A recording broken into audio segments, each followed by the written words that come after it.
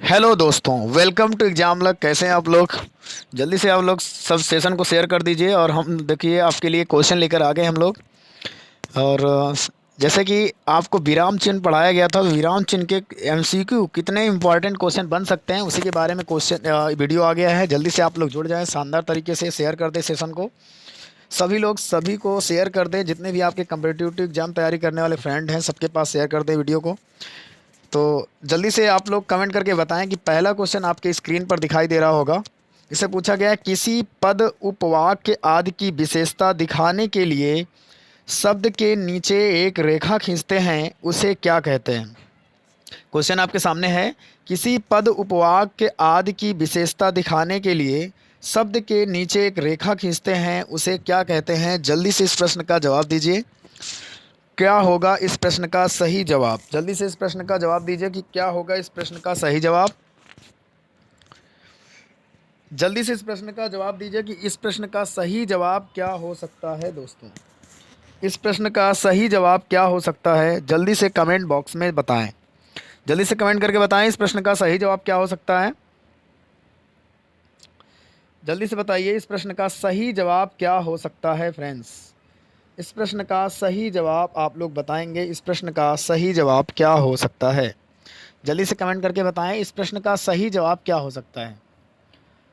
तो आपके ऑप्शन है, पहला ऑप्शन आपको दिख रहा है कि प्रश्नवाचक चिन्ह, दूसरा आपको अधोरेख चिन्ह, तीसरा कोष्ठक चिन्ह, चौथा तिर्यक चिन्ह। जल्दी से जवाब दें इस प्रश्न का सही जवाब क्या होगा। तो किसी का जवाब नहीं आ रहा, तो इस प्रश्न का सही जवाब जो होगा वो होगा बी ऑप्शन, अधोरेख चिन्ह कहते हैं दोस्तों। ठीक है, तो आप लोगों में से किसी का भी जवाब नहीं आया था। चलिए, किसी का जवाब आ रहा होगा तो देख लेंगे। चलिए, इसके बाद हम लोग नेक्स्ट प्रश्न की तरफ चलेंगे। अब से नेक्स्ट प्रश्न क्या पूछा है उसकी बात हम कर लेंगे। अगला प्रश्न आपके स्क्रीन पर है।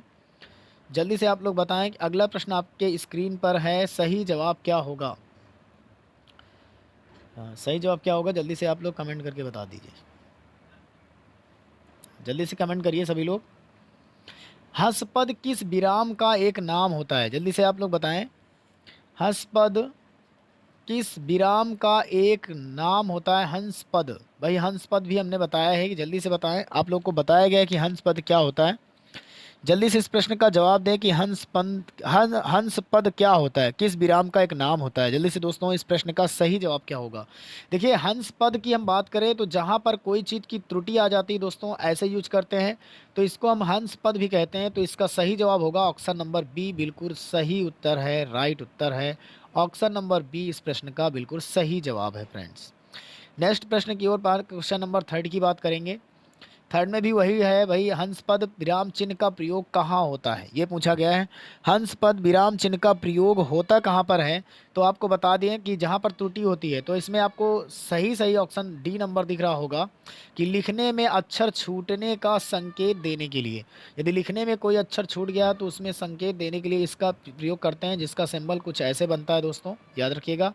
अगर दो, जैसे मान लो हमने लिखा राम श्याम तथा सीता, तो यहाँ पर अगर हम बात करें तो यहाँ पर अगर कोई और छूट गया तो इसको दिखाने के लिए ऐसे लिख देंगे कि भैया यहाँ पर और था, और इसके नीचे या ऊपर हम लिख सकते हैं कि भैया यहाँ पर और आएगा। ठीक है दोस्तों, तो इसको दिखाने के लिए यहाँ पर ऐसे चिन्ह का प्रयोग करते हैं, तो उसको हम कहते हैं लिखने में छूटने का संकेत देने के लिए हंस पद विराम चिन्ह का प्रयोग किया जाता है। इसके बाद हम लोग नेक्स्ट प्रश्न की ओर चलेंगे, क्वेश्चन नंबर 4 की तरफ।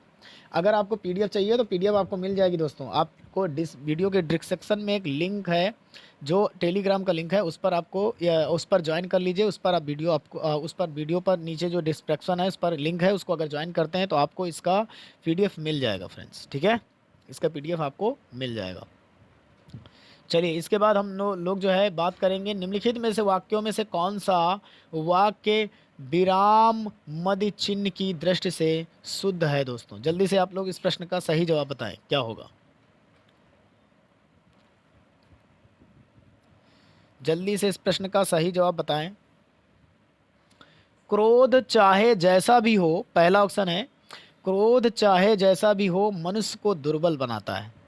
दूसरा है, क्रोध चाहे जैसा भी हो मनुष्य को दुर्बल बनाता है, मतलब बोलने की दृष्टि से कौन सा शुद्ध है ये बोला गया। तो भैया देखो, क्रोध के बाद आपको थोड़ा सा रुकना पड़ेगा, थोड़ा सा रुकेंगे आप। क्रोध चाहे जैसा भी हो, क्रोध चाहे जैसा भी हो मनुष्य को दुर्बल बनाता है। यानी इसका जवाब होगा ऑप्शन नंबर सी। सी बिल्कुल सही उत्तर है, जहाँ पर अल्प विराम लगा हुआ है दोस्तों। जहाँ पर अल्प विराम लगा हुआ वो बिल्कुल सही उत्तर है। इसके बाद हम लोग अगले प्रश्न की तरफ चलेंगे, प्रश्न नंबर 5 की तरफ। प्रश्न नंबर 5 आपसे क्या पूछा गया है, निम्नलिखित में से कौन सा योजक चिन्ह है दोस्तों, कौन सा योजक चिन्ह है, जल्दी से जवाब दें, इस प्रश्न का सही जवाब क्या है। तो भाई योजक चिन्ह आपको बताया था कि दो शब्दों के बीच में अगर ये ऐसे डैश लगा हुआ है तो उसको योजक चिन्ह कहते हैं। इसका लिए ऑप्शन नंबर सी इसका बिल्कुल सही उत्तर होगा। ऑप्शन सी इसका बिल्कुल सही उत्तर होगा फ्रेंड्स। इसके बाद नेक्स्ट प्रश्न की तरफ चलते हैं, क्वेश्चन नंबर 6। त्रुटि पूरक शब्द के लिए किस चिन्ह का प्रयोग किया जाता है, त्रुटि पूरक शब्द के लिए किस चिन्ह का प्रयोग किया जाता है, इसका सही जवाब क्या होगा। तो भैया त्रुटि के लिए मैंने बताया था कि ऐसे चिन्ह बनता है, आपको दिख रहा होगा, ऑप्शन नंबर डी इसका बिल्कुल सही उत्तर है, ऑप्शन नंबर डी। 7वां प्रश्न क्या पूछ रहा है आपको, जहां पूर्ण विराम, जहां पर पूर्ण विराम होता है दोस्तों, क्या पूछा गया है, जहां पूर्ण विराम की अपेक्षा कम और अल्प विराम से अधिक रुकना अपेक्षित हो, उस चिन्ह का प्रयोग वहां पर कौन सा करते हैं। इस प्रश्न का सही जवाब क्या होगा, आप लोग जल्दी से कमेंट बॉक्स में बता दें। इस प्रश्न का सही जवाब क्या होगा, आप लोग जल्दी से कमेंट बॉक्स में इस प्रश्न का जवाब बताएं कि इस प्रश्न का सही उत्तर क्या हो सकता है। दोस्तों आपका वेट किया जा रहा है, जल्दी से जवाब दें, आपको 30 सेकंड मिल चुके हैं, जल्दी से बताएं कि इस प्रश्न का सही जवाब क्या होगा। इस प्रश्न का सही जवाब क्या हो सकता है फ्रेंड्स, जल्दी से इस प्रश्न का सही उत्तर बताने की कोशिश करें।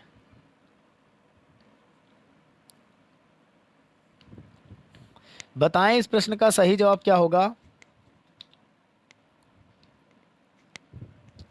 तो इस प्रश्न का सही जवाब होगा ऑप्शन नंबर ए, अर्ध विराम। ऑप्शन नंबर ए बिल्कुल सही जवाब है, अर्ध विराम। दोस्तों अर्ध विराम बिल्कुल सही उत्तर इस प्रश्न का सही जवाब होगा। इसके बाद हम लोग अगले प्रश्न की तरफ चलेंगे। तो अगला प्रश्न आपसे क्या पूछा है, प्रश्न नंबर 8, विराम मध्य चिन्हों की दृष्टि से कौन सा वाक्य शुद्ध है, कौन सा वाक्य शुद्ध है। तो इसका सही जवाब आपको बताना है। पहला ऑप्शन है, पिता ने पुत्र से कहा देर हो रही है कब आओगे। दूसरा ऑप्शन है, पिता ने पुत्र, रुका थोड़ी देर, पिता ने पुत्र से कहा देर हो रही है कब आओगे। पिता ने पुत्र से कहा देर हो रही है कब आओगे, क्वेश्चन मार्क है। पिता ने पुत्र से कहा देर हो रही है कब आओगे। तो बताइए कौन सा ऑप्शन सही होगा, कौन सा इस प्रश्न का बिल्कुल सही उत्तर है। तो बिल्कुल सही उत्तर है इसका ऑप्शन नंबर सी, आपको दिख रहा होगा कि पिता ने कहा, ये आपका डायरेक्ट इनडायरेक्ट के इस हिसाब से चलता है, देर हो रही है कब आओगे, प्रश्न भी पूछा जा रहा है, ऑप्शन नंबर सी बिल्कुल सही उत्तर होगा। नेक्स्ट है क्वेश्चन नंबर 9, आपको मिलान करना है। मैं अपनी फ़ोटो को थोड़ा सा छुपा देता हूँ, हटा ही देता हूँ। चलिए बताइए, इसका मिलान करिए, आपके सामने स्क्रीन पर पूरा प्रश्न दिखाई दे रहा होगा। जल्दी से बताएं कि इसका सारणी 1 से सारणी 2 को सही मिलान करना है, तो कूट का सही चयन करना है आपको।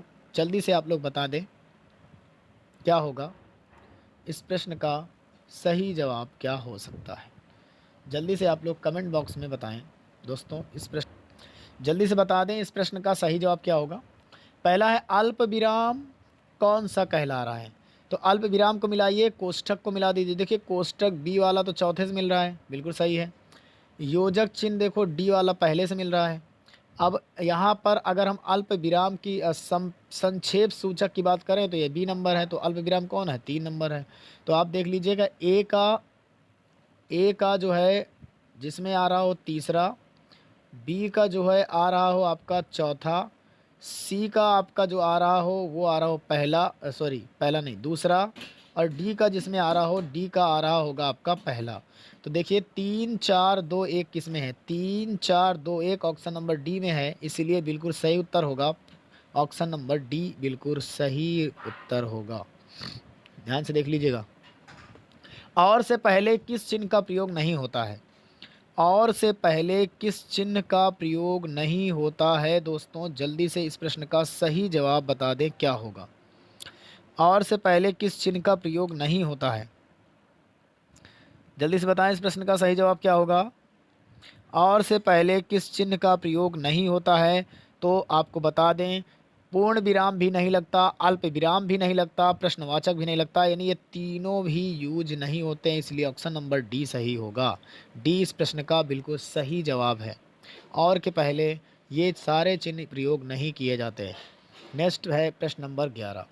आपसे पूछे वाक्य में क्षण भर ठहराव के लिए प्रयुक्त चिन्ह कौन सा है? बताइए। क्षण भर के लिए थोड़ा ठहराव आना चाहिए, तो आपको बता दें वो है अल्प विराम, जो ऐसे बनता है कॉमा की तरीके। तो ऑप्शन नंबर ए इसका सही जवाब होगा। बिल्कुल सही जवाब होगा ना ऑप्शन नंबर ए। 12 नंबर प्रश्न आपके स्क्रीन पर है, जल्दी से बताएं, जल्दी से कमेंट कर, सेशन को शेयर कर दीजिए दोस्तों। आप लोग शेयर नहीं करते हैं, जब शेयर नहीं करते हैं तो फिर मज़ा नहीं आती है। जल्दी से वीडियो को शेयर भी कर दिया करें आप लोग। वीडियो को अगर शेयर कर देंगे तो कोई दिक्कत नहीं है, आप लोग को थोड़ा सा शेयर कर दिया करें, सभी लोगों को जोड़ दिया करें। सब लोग जुड़ जाएंगे तो कुछ मान लो दिक्कत भी नहीं होगी आपको, आपको भी पढ़ने में मज़ा आ जाएगी, है ना। और मुझे पढ़ाने में भी दिक्कत नहीं होगी। तो आप लोग जो है सभी को शेयर कर दिया करें वीडियो को, ज़्यादा से ज़्यादा वीडियो को शेयर किया करें, ठीक है। ज़्यादा से ज़्यादा वीडियो को शेयर किया करें, इससे हमें भी प्रॉब्लम नहीं होगी और आपको भी दिक्कत नहीं आएगी दोस्तों। जल्दी से बताएं, इनमें से अर्ध विराम का चिन्ह कौन सा है? अर्ध विराम का चिन्ह कौन सा है? जल्दी से इस प्रश्न का सही जवाब दे दें कि इसमें अर्ध विराम चिन्ह कौन सा है। जल्दी से बता दें कि अर्ध विराम चिन्ह कौन सा है दोस्तों। जल्दी से बताएं इस प्रश्न का सही जवाब क्या होगा। इस प्रश्न का सही जवाब क्या हो सकता है? जल्दी से बता दें आप लोग।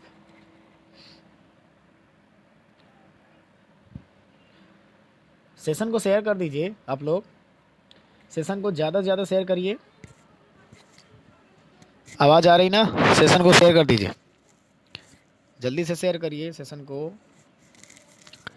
चलिए हम लोग बात कर लेते हैं कि इनमें से कौन सा अर्धविराम का चिन्ह है। ये 40 नंबर प्रश्न नहीं है दोस्तों, ये दिक्कत ना करिएगा, ये प्रश्न नंबर ऐसे ही है, वो नंबरिंग नहीं इसमें, ठीक है। मैंने कहीं भी प्रश्न उठा के लगा दिया है। इनमें से अर्धविराम पूछा गया है, जल्दी से बताइए।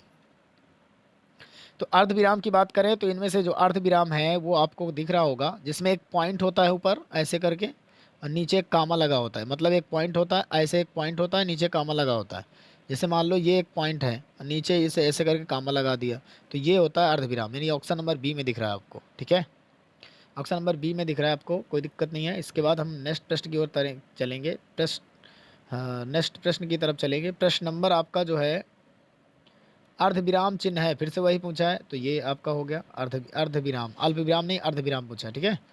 तो नेक्स्ट क्वेश्चन नंबर 15 की तरफ आ गए हम लोग, जल्दी से बता दीजिए।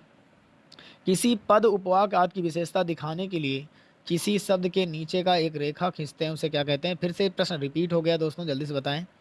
रिपीटेड प्रश्न है, आप तो जवाब दे सकते हैं ना आप, जल्दी से बताइए। रिपीटेड प्रश्न का तो जवाब ही दे पाएंगे कि इसका भी जवाब नहीं दे पाएंगे आप? जल्दी से बताइए, रिपीटेड प्रश्न का तो जवाब दे पाएंगे आप लोग?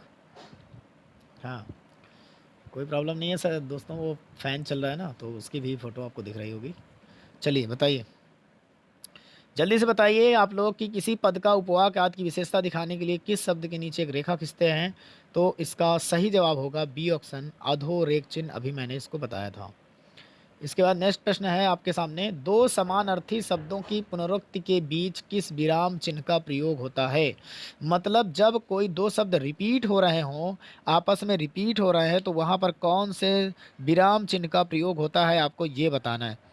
जल्दी से बताइए कि दो शब्द रिपीट हो रहे हैं तो वहाँ पर कौन से विराम चिन्ह का प्रयोग करेंगे। जल्दी से इस प्रश्न का सही जवाब क्या होगा, आप लोग जल्दी से बता दें।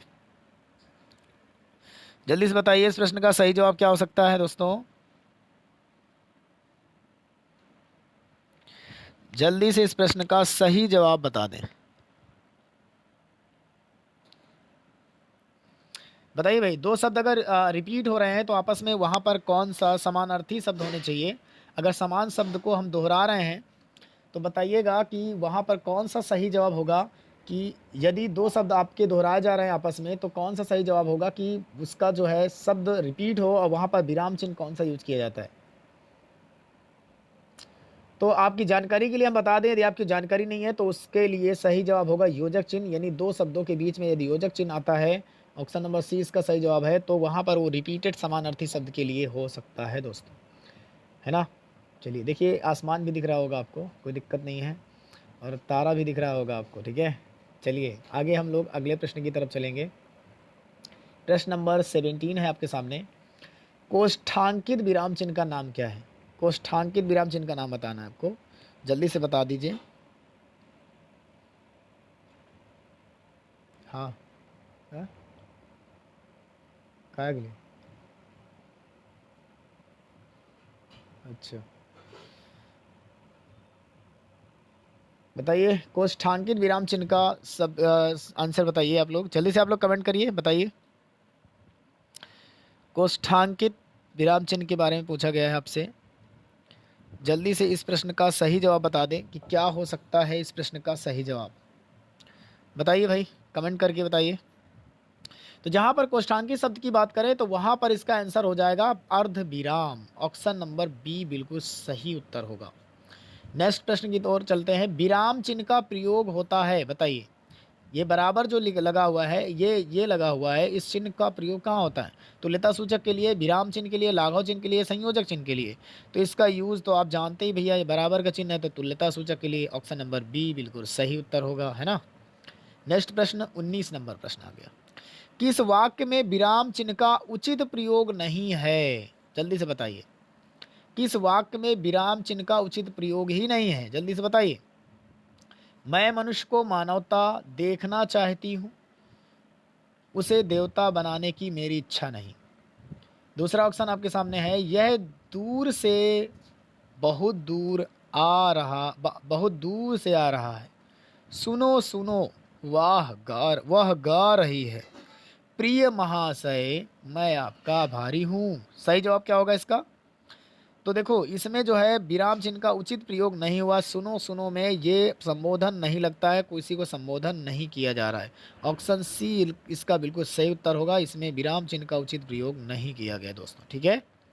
नेक्स्ट प्रश्न की तरफ चलेंगे। तो अगला प्रश्न है, जो आपको दिख रहा है, एक चिन्ह दिख रहा है, वो विराम चिन्ह प्रयोग किया, ये बताइए, ये जो लाइन खींची है ये कौन सा विराम चिन्ह है, जल्दी से जवाब दीजिए।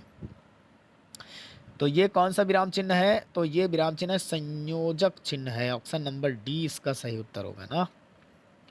नेक्स्ट प्रश्न, प्रश्न नंबर 21 की तरफ चलेंगे। जहां वाक्य की गति अंतिम रूप से ले ले विचार के तार टूट जाएं, वहां किस चिन्ह का प्रयोग होगा किया जाता है, जल्दी से बताइए। जहां वाक्य की गति अंतिम रूप ले ले और विचार के तार टूट जाए, वहां किस चिन्ह का प्रयोग किया जाता है, जल्दी से इस प्रश्न का सही जवाब बता दीजिए, क्या होगा। इस प्रश्न का सही जवाब क्या हो सकता है, जल्दी से बताइए। जहां वाक्य की गति अंतिम रूप ले ले और विचार के तार टूट जाए, वहां किस चिन्ह का प्रयोग किया जाता है? क्या पहला ऑप्शन है योजक, क्या योजक का प्रयोग करते हैं? दूसरा ऑप्शन है अल्प विराम, क्या अल्प विराम का करते हैं? तीसरा ऑप्शन है उद्धृत चिन्ह, क्या इसका करते हैं? या ऑप्शन नंबर डी है पूर्ण विराम, किसका प्रयोग किया जाता है? जल्दी से कमेंट बॉक्स में उत्तर दीजिए। सभी लोग दबा के सेशन को शेयर करिए, सभी को जोड़िए भाई। कौन सा इसका प्रश्न का सही जवाब होगा? तो इस प्रश्न का सही जवाब होगा पूर्ण विराम, ऑप्शन नंबर डी बिल्कुल सही उत्तर होगा, पूर्ण विराम। इसके बाद हम लोग अगले प्रश्न की तरफ चलेंगे। 22 नंबर है। किसी की कही हुई बात को स्पष्ट करने के लिए किसी की कही हुई बात को स्पष्ट करने के लिए वाक्य के अंत में किस चिन्ह का प्रयोग करते हैं, यानी स्पष्ट करने के लिए किस चिन्ह का प्रयोग करते हैं? सही जवाब इसका क्या होगा, जल्दी से बता दीजिए आप लोग, जल्दी से बताइए आपको कौन सा इसका सही जवाब हो सकता है, बिल्कुल सही उत्तर हो सकता है, सही जवाब हो सकता है, जल्दी से बता दें। तो किसी किसी की कही हुई बात को अगर हम स्पष्ट रूप से वाक्य के अंत में चिन्ह का प्रयोग कर देते हैं, तो वहां पर हम उसका विवरण देना चाह रहे हैं, यानी विवरण चिन्ह होता है, ऑप्शन नंबर डी बिल्कुल सही उत्तर होगा। इसके बाद नेक्स्ट प्रश्न की बात करें तो निम्न में बताइएगा, निम्न में प्रश्नवाचक चिन्ह कौन सा है? तो भाई प्रश्नवाचक तो आप सब लोग जानते होंगे, जल्दी से कमेंट करें। तो प्रश्नवाचक में कोई बड़ी बात नहीं है, प्रश्नवाचक आराम से आप लोग बता पा रहे होंगे कि प्रश्नवाचक चिन्ह कौन सा है। बताइए इन चार ऑप्शन में से कौन सा प्रश्नवाचक है? तो इसका ऑप्शन नंबर ए आपको सही दिख रहा होगा। तो यहाँ ऑप्शन नंबर सी में आपको दिख रहा है ये अल्प विराम होता है, ऑप्शन नंबर बी में आपको दिख रहा है ये अर्ध विराम होता है, और आपको यहाँ पर दिख रहा है ये सॉरी ये अल्प जो आपका ये खड़ी पाई दिख रहा है, ये कौन सा है जिसके नीचे एक बिंदी रखी हुई है, जल्दी से बताएं। ये कौन सा होगा? ये आपका विस्मयित बोधक होता है, विस्मयी बोधक जिसको आश्चर्यजनक कहते हैं दोस्तों।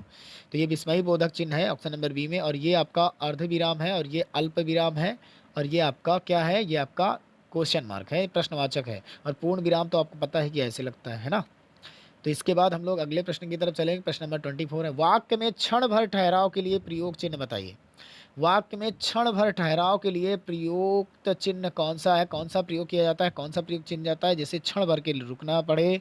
तो जल्दी से बताइए, जिसमें क्षण भर रुकना पड़ता है उसको उसके लिए कौन सा है? सॉरी, बताइएगा, क्षण भर रुकने के लिए कौन सा प्रयोग किया जाता है? तो भैया क्षण भर रुकेंगे तो सीधे सी बात है अल्प विराम होगा। नेक्स्ट प्रश्न की बात करें, प्रश्न नंबर 5 है, कोष्ठांकित विराम चिन्ह का प्रयोग कहाँ करते हैं? तो कोष्ठांकित विराम चिन्ह का प्रयोग कहाँ करते हैं? तो इसका अर्ध विराम ही उत्तर होगा। अभी ये रिपीटेड है, आपको बताया गया था अभी। तो ऑप्शन नंबर बी इसका बिल्कुल सही उत्तर होगा। नेक्स्ट है 26, अर्ध विराम का चिन्ह कौन सा है? पहचानिए कि अर्ध विराम कौन सा है, पहचानिए जल्दी से, अर्ध विराम का चिन्ह कौन सा है?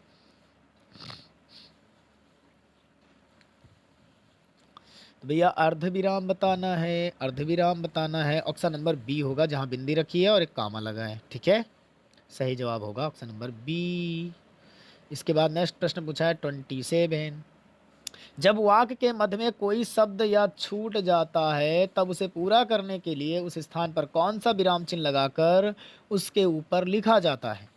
जब वाक्य के मध्य में कोई शब्द या पद छूट जाता है तब उसके पूरा करने के लिए उसके स्थान पर कौन सा विराम चिन्ह लगाकर उसके ऊपर लिखा जाता है? जल्दी से जवाब दे दीजिए इस प्रश्न का, जल्दी से प्रश्न का जवाब दीजिए, क्या हो सकता है इस प्रश्न का सही जवाब? जल्दी से बताइए इस प्रश्न का सही जवाब क्या हो सकता है? तो अगर हम बात करें जब वाक्य में कोई शब्द छूट जाता है तो वहां पर हंस पद विराम चिन्ह का यूज करते हैं, ऑप्शन नंबर डी, जिसको हम बोलते हैं त्रुटि चिन्ह। समझ गए? इसका ऑप्शन नंबर डी सही जवाब होगा।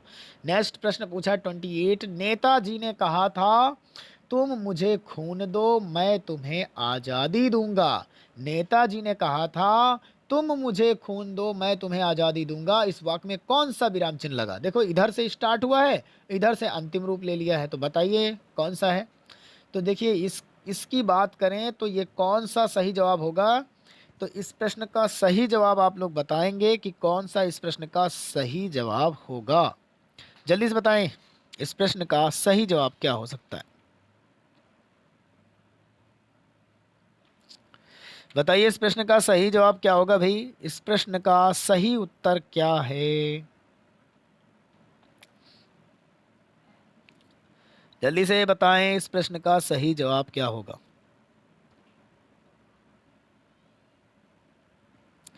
तो ये आपका अवतरण चिन्ह होता है, उद्धरण चिन्ह होता है, अवतरण चिन्ह होता है। ऑप्शन नंबर सी इसका सही उत्तर है। इसे उद्धरण चिन्ह या अवतरण चिन्ह भी कहा जाता है। 29 नंबर है, मनोविकार। मनोविकार सूचक शब्दों वाक्यांशों तथा वाक्यों के लिए अंत में किस चिन्ह का प्रयोग होता है? जल्दी से बता दीजिए। अब इस प्रश्न का तो सही जवाब आप लोग बताएंगे, जल्दी से बताइए इस प्रश्न का सही जवाब क्या होंगे? इस प्रश्न का सही जवाब क्या होगा? जल्दी से बताइए।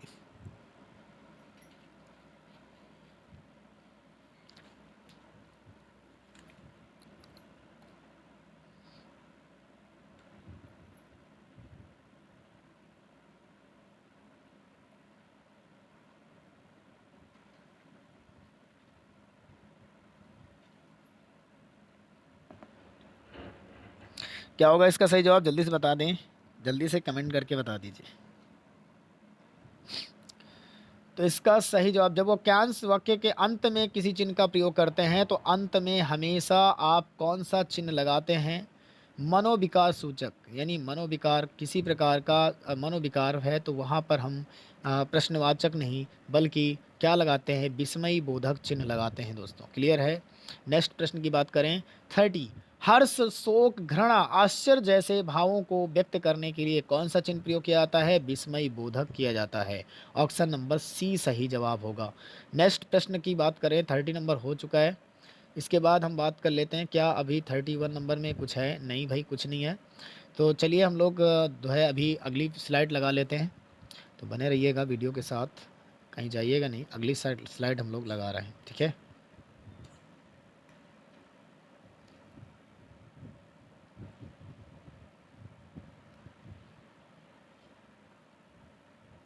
यार अगली स्लाइड लगेगी कि भी नहीं लगेगी, जल्दी से देख लेते हैं।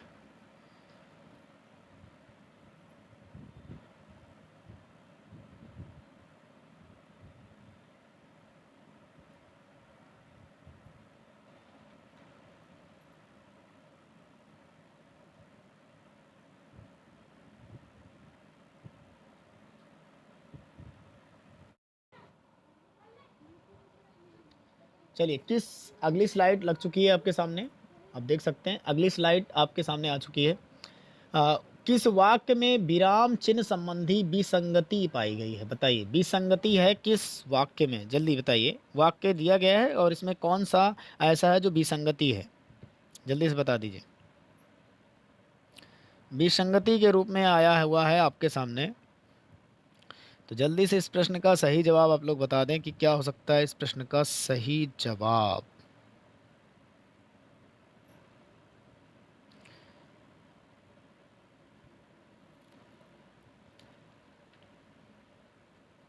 जल्दी से कमेंट करके बता दीजिए कौन सा इसका सही जवाब हो सकता है।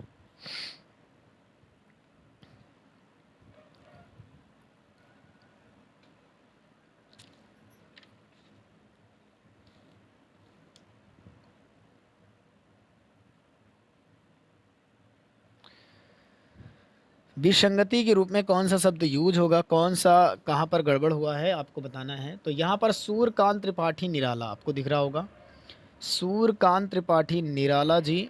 और छायावाद के प्रमुख कवि थे, क्या निराला के पास में लगाना आवश्यक है? जल्दी से बताएं आप। और दूसरा ऑप्शन भी आपको दिख रहा होगा,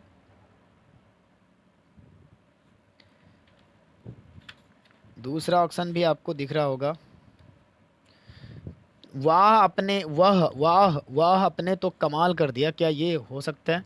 आप कानपुर से कब आए और राम श्याम और विजय दिल्ली गए? तो कौन सा सवाल इसका जो विसंगति की बात करें तो ये निराला के पहले जैसे नहीं लगेगा, इसलिए ऑप्शन नंबर ए इसका सही जवाब होगा। नेक्स्ट प्रश्न की बात करें, इनमें से अर्ध विराम कौन सा? तो भाई अर्ध विराम तो ये बताया गया है, ये वाला है ऑप्शन नंबर बी। नेक्स्ट तीसरे प्रश्न की बात कर लेते हैं कि कोष्ठांकित विराम चिन्ह क्या होता है? तो कोष्ठांकित विराम चिन्ह अभी कई बार आपने पढ़ा, इसे रिपीटेड हुआ है, ये बताइएगा इसका सही जवाब क्या होगा। तो कोष्ठांकित की बात करें तो कोष्ठांकित होता है हमारा अर्ध विराम, ऑप्शन नंबर बी। नेक्स्ट प्रश्न है आगे, अर्ध विराम चिन्ह का रूप बताएं। तो अर्ध विराम चिन्ह तो आपको अभी ऑप्शन नंबर सी में दिख रहा है ना, ऑप्शन नंबर सी में दिख रहा है। इसके बाद नेक्स्ट प्रश्न नंबर 5 है, मिलाना है, जल्दी से बताएंगे आप, मिलाएंगे इसे। अल्प विराम कौन सा है? तो देखो ए का वन का किसके साथ मिला देना है? अल्प विराम, ये वन का बड़ा हो गया। इन वन का बड़ा किस किस में आ रहा है? देखो ए की में आ रहा है, सी भी कट गया, डी भी कट गया, ए भी कट गया, तो कौन बच गया? बी बच गया, बी बच गया। तो इसका सही जवाब होगा बी ऑप्शन, आप मिला लीजिएगा, ठीक है। बी ऑप्शन सही जवाब। विस्मयी बोधक, देखो अब विस्मयी बोधक दो को ई से मिलाना है, बड़ी से, देखो विस्मयी बोधक हो गया। अर्ध विराम देखो अब तीसरे को आ से मिलाना है, ये देखो हो गया। निर्देशक चिन्ह अब इसको ई से मिलाना है, ये देखो हो गया, सारे मिल गए। यानी इसका कौन सा सही होगा? 1 2 3 4 का आ ई सही होगा। क्लियर है। नेक्स्ट प्रश्न, प्रश्न नंबर 6, विस्मय बोधक चिन्ह कौन सा? साफ साफ दिख रहा होगा, ऑप्शन नंबर डी ऐसे करके बनता है। नेक्स्ट प्रश्न है अगला 7वां, और से पहले किस चिन्ह का प्रयोग नहीं होता? भैया ये तो अभी आया था प्रश्न, ये तो सभी होगा, ऑप्शन नंबर डी है ना। नेक्स्ट, वाक्य में क्षण भर ठहराव के लिए कौन सा चिन्ह प्रयोग किया जाता है? तो वो किया जाता है अल्प विराम, ऑप्शन नंबर ए। प्रश्न नंबर 9 है, जब वाक्य के मध्य में कोई शब्द या पद छूट जाता भैया हंस पद यूज करते हैं, ऑप्शन नंबर डी। सब रिपीटेड ही हैं, ऐसे चिन्ह बनता है ये। नेक्स्ट प्रश्न है प्रश्न नंबर 10वां। मनोविकार सूचक शब्दों को वाक्यांशों तथा वाक्यों के लिए अंत में किस चिन्ह का प्रयोग होता है? तो भैया मनोविकार की बात करें तो विस्मय बोधक होता है, अभी बताया मैंने। विरामादि चिन्हों की दृष्टि से कौन सा वाक्य शुद्ध है? पिता ने पुत्र से कहा देर हो रही है, वाह कब आओगे? तो इसमें कौन सा सही जवाब हो सकता है, आप लोग बताइएगा। तो इसका जो सही जवाब हो सकता है कौन सा हो सकता है? तो इसका सही जवाब होगा ऑप्शन नंबर सी, बिल्कुल सही उत्तर है, क्योंकि यहाँ पर सही चिन्ह यूज किया गया। आप देख सकते हैं यहाँ पर संबोधन किया जा रहा है, प्रश्नवाचक पूछा जा रहा है, यहाँ पर कामा भी लगाया गया, थोड़ी देर रुका गया, और यहाँ पर अंतिम रूप ले रहा है शब्द और शुरुआत में प्रारंभ में हो रहा है, तो इसलिए ऑप्शन नंबर सी सही है। हंस पद किस विराम का एक और नाम है? तो वो है त्रुटि विराम, त्रुटि ऐसे ऐसे चिन्ह लगता है ना, ऑप्शन नंबर बी की बात कर रहे हैं। नेक्स्ट है प्रश्न नंबर 13। उद्धृत चिन्ह का प्रयोग कहाँ होता है? जब किसी कथन को ज्यों का त्यों उद्धृत किया जाए, नहीं, बिल्कुल गलत है। जब कोई प्रश्न पूछा गया हो, नहीं, गलत है। जब कोई वाक्य अर्थ रूप की दृष्टि से पूर्ण हो जाए, क्या यहाँ किया जाता है? नहीं नहीं नहीं। जहाँ पर उद्धृत चिन्ह का प्रयोग होता है, आप लोग बताएंगे जल्दी से कि उद्धृत चिन्ह का प्रयोग कहाँ किया जाता है। जल्दी से इस प्रश्न का सही जवाब क्या होगा, आप लोग कमेंट करके बता दीजिए। कहाँ होगा उद्धृत चिन्ह का प्रयोग? जल्दी से जवाब दें, इस प्रश्न का सही जवाब क्या हो सकता है? तो जब किसी कथन को ज्यों का त्यों लिखा जाए, उद्धृत किया जाए, तो ऑप्शन नंबर सी सही जवाब होगा। निम्नलिखित में से निर्देशक चिन्ह कौन सा है? निर्देशक ऑप्शन नंबर डी है, आपके सामने दिख रहा है, बहुत ही सही उत्तर है। इसके बाद प्रश्न नंबर 15।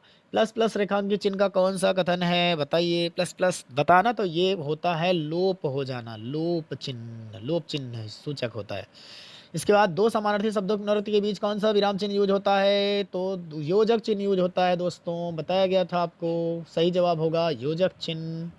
नेक्स्ट है, बताइए इसको। ओह डॉट डॉट, बहुत कठिन समय आया है, दिए गए वाक्य में उचित विराम चिन्ह बताइए। ओह कह दिया ना, ओह ओह कह दिया, तो भगवान क्या कह दिया? आश्चर्यजनक की बात कर दी, ऑप्शन नंबर ए सही होगा। इसके बाद नेक्स्ट, निम्नलिखित में कौन सा अल्प विराम चिन्ह है? अल्प विराम चिन्ह है, जल्दी से बताइए अल्प विराम चिन्ह कौन सा है? तो इसमें से अल्प विराम चिन्ह कौन सा है, जल्दी से बताइए। अल्प विराम, ये कामा वाला दिख रहा है, ऑप्शन नंबर सी सी सी सही जवाब है। नेक्स्ट, मोहन आज घूमने जाएगा, उपयुक्त वाक्य में विराम चिन्ह कौन सा लगेगा? मोहन आज घूमने जाएगा, तो भैया पूर्ण विराम लगा है, आपको सही सही दिख रहा है, खड़ी पाई लगी है ना। नेक्स्ट 20 नंबर, जहां वाक्य की गति अंतिम रूप ले ले, विचार के तार टूट जाए, वहां किस चिन्ह का प्रयोग होता है? बताइए, विचार के तार टूट जाए वहां कौन सा होता है? तो वहां होता है पूर्ण विराम, ऑप्शन नंबर डी। नेक्स्ट 21, चाह वही तो है भाई ऑप्शन नंबर डी सही है, आपका रिपीटेड है प्रश्न, ठीक है। तो हमने ये सारे कम से कम हमने 50 क्वेश्चन कर लिए हैं, जिसमें आपको रिपीटेड भी बहुत सारे मिले हैं। तो हमने 50 क्वेश्चन कर लिया है, ओके, कोई प्रॉब्लम नहीं आएगी आपको। तो वीडियो अगर आपको अच्छी लगी हो तो वीडियो को लाइक कर दें, चैनल में पहली बार आए हैं तो चैनल को सब्सक्राइब कर लें, चैनल में अगर पहली बार आए हैं तो चैनल को ज़रूर सब्सक्राइब करें। आप इसी तरह की वीडियो देखते रहने के लिए बेल आइकन को ऑन कर लें। देखिए, लाइक और सब्सक्राइब करने में आपका कोई पैसा नहीं लग रहा दोस्तों, तो ज़रूर लाइक और सब्सक्राइब करें, हमारे चैनल को आगे तक ले जाएँ। जल्द ही 1K पूरा होने वाला है, 1K सेलिब्रेशन की पार्टी ज़रूर रखी जाएगी, और जब ही वॉच टाइम पूरा होगा उसका भी रखा जाएगा, तो पार्टी ज़रूर रखी जाएगी, जिसके लिए आपको हमारी कोचिंग ऑफलाइन आना पड़ेगा, आपको पार्टी दी जाएगी 1K पूरा होने पर। दोस्तों जल्दी से जल्दी आप लोग चैनल को जल्दी से 1K पहुंचा दें, अपने दोस्तों, अपने स्टेटस और सभी जगह लगा दें जल्दी से। ये हमारा टारगेट 2 दिन में पूरा करवा दीजिए दोस्तों, जल्दी से। इसी महीने में ये टारगेट मुझको पूरा करना था सब्सक्राइबर का, और 2 महीने अप्रैल और मई में मुझे वॉच टाइम का भी जो है पूरा करना है, वॉच टाइम भी। तो दोस्तों आप लोग के सपोर्ट से सब हो सकता है, यदि आप लोग चाहे तो सपोर्ट कर सकते हैं दोस्तों। ज़्यादा से ज़्यादा वीडियो को शेयर करें, और अपने दोस्तों के साथ, जितने भी मोबाइल आपके साथ आपके घर में हैं, आपके फ्रेंड्स के हैं, जो भी आपके अकॉर्डिंग चलाते हैं फ़ोन, तो आपके मित्र हैं, सबके आपको सब्सक्राइब करवा देना, इसे ज़्यादा से ज़्यादा सब्सक्राइब करवाना है, जिससे हमारा 1K टारगेट पूरा हो जाए दोस्तों। चलिए मिलेंगे हम लोग नेक्स्ट वीडियो में, तब तक के लिए bye bye, take care, good night, thank for watching.